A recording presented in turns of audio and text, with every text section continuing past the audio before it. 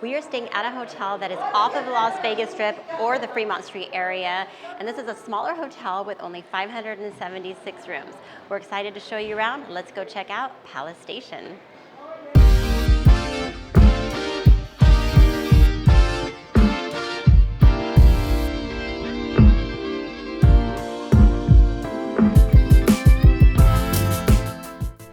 The lobby is quaint, the check-in process was quick and easy, and then you just walk down a short hallway to get to the elevators and up to your room. Now we booked a run-of-the-house room, so this is the cheapest room that you can get, and I'll say that it is clean, it is very adequate, and it looks like they've done some remodeling over the last few years. There's a nice desk area that has additional outlets, a small but nice seating area, and at the nightstand between the two beds there was another set of outlets and USB ports available, so those touches are very nice. There is no refrigerator here, but there is a full-size mirror, and then of course you're going to have your standard closet with ironing board, and this is also where you're going to find your safe. Now the bathroom was small, one sink only, but plenty of room for all of your stuff. There was a shower tub combination that was very nice, and it's just a nice overall clean bathroom. Casino area has 80,000 square feet, which is actually pretty darn large for a hotel of this size. They have new slot machines, old slot machines, a ton of them, and we even saw some craps and blackjack at $5 minimum. So overall, a pretty darn good casino area. We came to the Brass Fork for breakfast. So this is your 24-hour American cafe. It's actually really nice inside here. But I got some coffee, and I just wanted to point out, look how adorable. The creamer came in this little thing. I told her that I was going to steal them, so they will be in my suitcase later on. Just kidding. Anyway, I also wanted to just point out that the pricing here was really good. So I ordered a breakfast sandwich, which is $11.99. On the Strip, that thing would have probably cost closer to $20. So it's more in line with a normal priced restaurant than it is with the Strip restaurant. So cheers. All right, our breakfast has arrived, and here's my breakfast sandwich that was $11.99. So it has egg, cheese, and bacon on a brioche bun.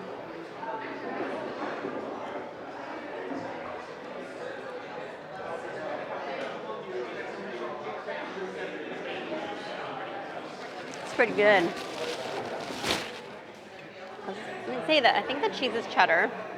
I'm not a big American cheese fan, but I don't think it is. No. Thank goodness. Okay. And some hash browns.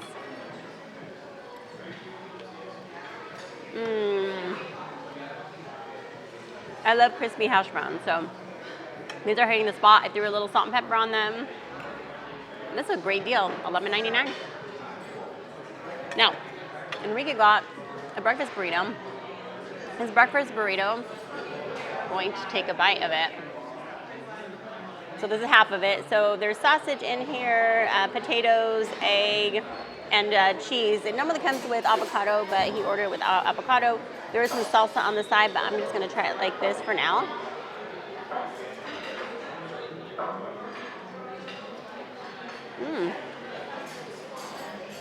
I'm really particular with the potatoes that come inside of these things.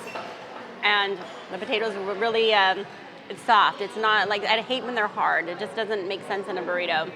It actually has a little spice in it. There might be, it has chipotle cream in it. That makes a lot of sense. Okay. All right, we're gonna finish our food, and then we're gonna continue to explore this property. We will bring to you right after this the rest of the restaurants that they have here at the Palace Station. It is not an overwhelming number, but they have some pretty good places here.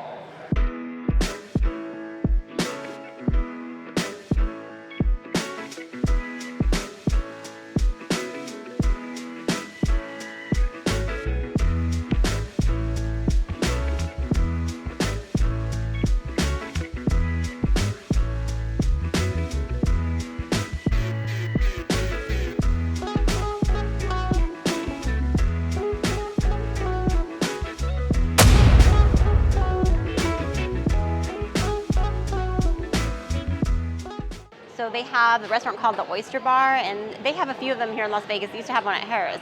But here at Palace Station, it's open 24/7, and it's like literally just a bar, maybe like 15 seats or so, maybe a few more or less. But There is this line here. It's 12:30 in the afternoon, and the line here is so deep. I don't know how long it's going to take for people to get a seat at the bar. I don't know if it's worth it. What do you guys think?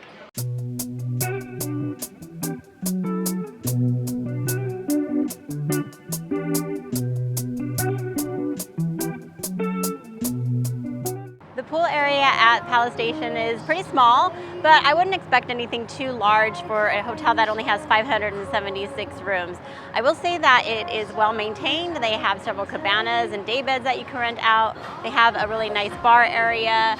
They have showers, which I really haven't seen at pool areas in Las Vegas, so that's something a little bit different. But you know, overall, it is a small area, but it's a good place to come and just jump in the pool and relax for a little bit. When we checked into our hotel last night, there was like a piece of paper that they gave us when we checked in. It sort of had things that were happening, the different restaurants, and on the back there was a map. But what I noticed in there that there was something saying if you take that piece of paper down to the rewards desk with your ID and rewards card that you would get a free gift. So I got a hat and I got an electric toothbrush. Now, Enrique didn't have a card, so we signed him up for a card, and he got some players' cards and free play that's anywhere from $500 to $500, and you won't know until you hit the machines, and we'll have to try it out and see what amount he got.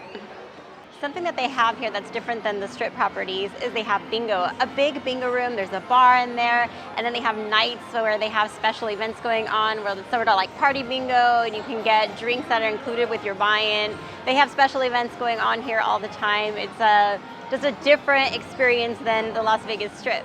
So as we were walking through the casino, we saw that they still had the buffet area with the sign out about the buffet. And so we were curious because it's kind of like closed off there. And so we were asking the lady that's working security, and she said it's being used for private events. It never reopened after the pandemic. Right now they happen to be using it for UFC as a workout room, which is pretty interesting. But she did say that a lot of people come up to her every weekend and they're mad because they think it's open. Apparently Google still has it showing as open on their website. So I don't know, maybe they will reopen one day though. Palace Station is located off of the Strip. As a matter of fact, it's on the other side of the 15 freeway, which you can see right behind me. Now, the Strip is just on the other side. You can see Resorts World over there and Wynn and Encore, so it's kind of on the opposite side of the north end of the Strip. But don't think that you can walk there. It's probably going to be too hard for you to get over there. Plan on taking rideshare or have your own vehicle. It's not going to be an easy way to get over there otherwise. So you don't have your traditional shows like you do at other hotels in Las Vegas here at Palace Station. But what they do have for entertainment is they have a movie theater. So there's $15 tickets available in the evening, $14 matinees, and they actually have a bar area outside that's like a sports bar, TV's playing, and they are playing sports right now actually as we are in here. And when you're inside, you can actually order food and drink to your seat. So that's a nice way to get cooled off if it's hot, or just take some time away from the casino and enjoy a movie. Overall, we really feel that the Palace Station is a solid choice for an off-strip hotel. So whether you want to get away from the Strip or downtown and save some money on both the rooms and the food, this place is pretty unique, and it has this local vibe. It totally feels like a local casino with bingo, and they give you gifts when you go over to the rewards desk and after you check in. It's just a different feel, I would say. But the casino is large. It has all the games that you would want for a Vegas casino. So it's definitely a great choice if you're looking for an off-strip hotel.